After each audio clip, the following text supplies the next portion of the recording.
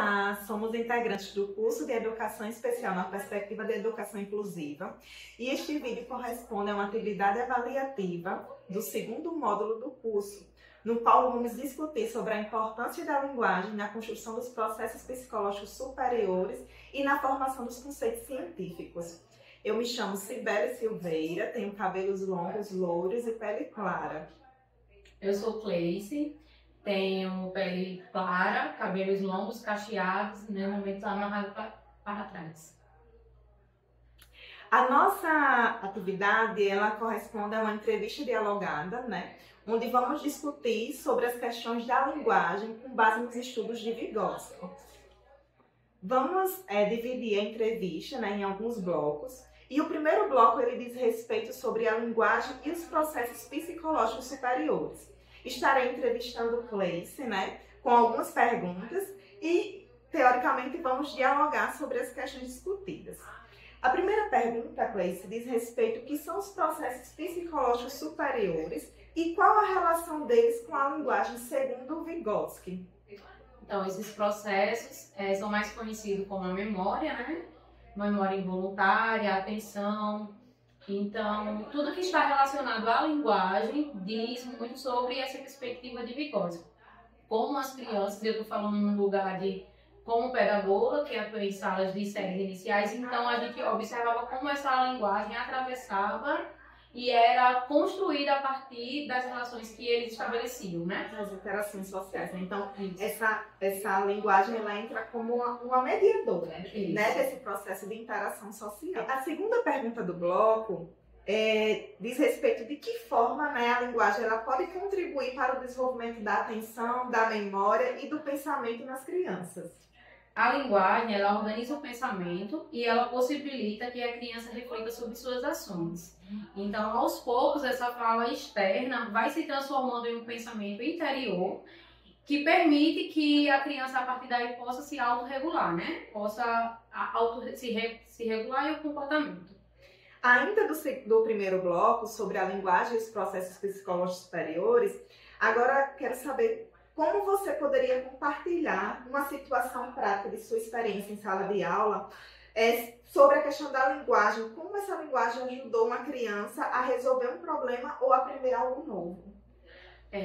Na minha experiência como professora de sala de aula, de uma turma do terceiro ano, a gente sempre fazia um momento da roda com uma socialização sobre alguma novidade que eles tinham vivenciado. Então, eles poderiam trazer uma fala que algo de bacana que aconteceu ou algo que foi negativo. E então, cada criança tinha o seu lugar de fala, tinha o seu momento de falar, de expressar. E às vezes aquela informação que elas traziam, aquele pensamento, como novidade, era usado como atividade inicial para um projeto, para um direcionamento de uma descoberta que a gente fazia. Essa é uma das técnicas conhecidas por Freinet como reunião inicial, mas a gente via muito como o outro participava desse processo de escuta e construía e trazia uma representatividade para falar daquela criança, naquele momento, Então aí a gente também vê essa expressão dessa linguagem sendo validada, valorizada e orientada, construída a partir do meio,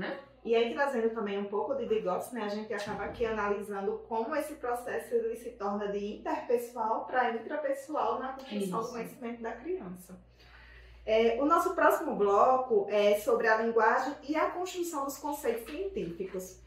A pergunta direcionada agora é qual a diferença entre os conceitos espontâneos e os conceitos científicos?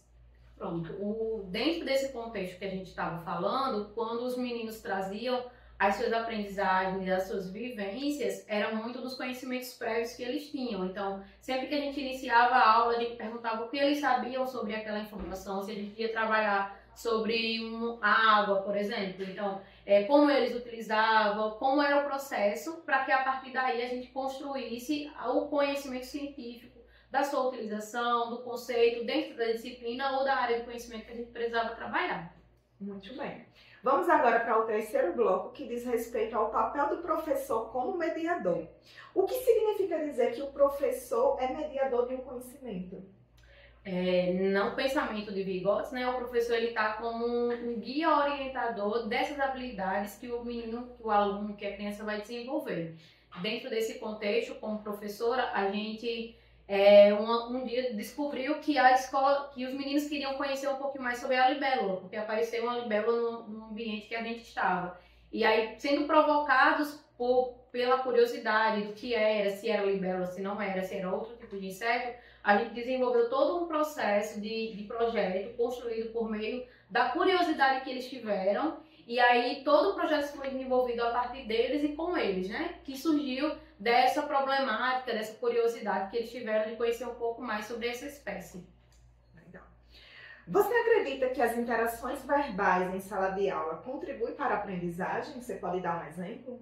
Muito. Quando a gente trabalha ainda com crianças pequenas, no processo até de alfabetização, e a gente faz atividades em grupo e pede para um que sabe mais, socializar com aquele que não sabe tanto e explicar para eles. Porque às vezes o professor trabalha um conceito que tem muita linguagem científica e não alcança o entendimento daquela criança. E aquele colega que está do lado dele, quando explica da forma que ele compreendeu, por ter um pouquinho mais de habilidades do jeito dele, o outro, eu vivenciei muito o outro, que o outro entendia muito mais fácil quando a criança que estava do lado dele explicava do jeito dele, com os termos que ele costumava utilizar do cotidiano, muito mais do que aquilo que estava no livro, que eu vinha discutindo. Então, às vezes, a gente se detinha muito, às vezes, de ficar, enquanto sala de aula, a gente fica trabalhar o conceito, a representatividade, e quando a gente perguntava para eles o que era o significado daquilo, eles conseguiam trazer de forma muito mais suave, porque era parte deles, aquela vivência deles, isso, né? Finalizando, para você, qual é o principal desafio e a maior potência do uso da linguagem em sala de aula? Eu acho que o principal desafio é o professor ele ter uma escuta ativa. Porque quando a gente planeja, quando a gente se organiza para desenvolver alguma atividade, a gente às vezes fica muito querendo seguir a risca o que está no protocolo, seguir o planejamento. Aquele planejamento rígido. Isso. Né? E aí, às vezes, a gente esquece de perguntar para os meninos o que eles querem aprender, como eles podem construir aquele conhecimento. E quando a gente parte dos conhecimentos prévios dele, quando a gente entra no saber deles, e daí a gente começa a dar os direcionamentos daquilo que a gente precisa, que a gente planejou, é o que a gente conhece como zona de desenvolvimento proximal, né?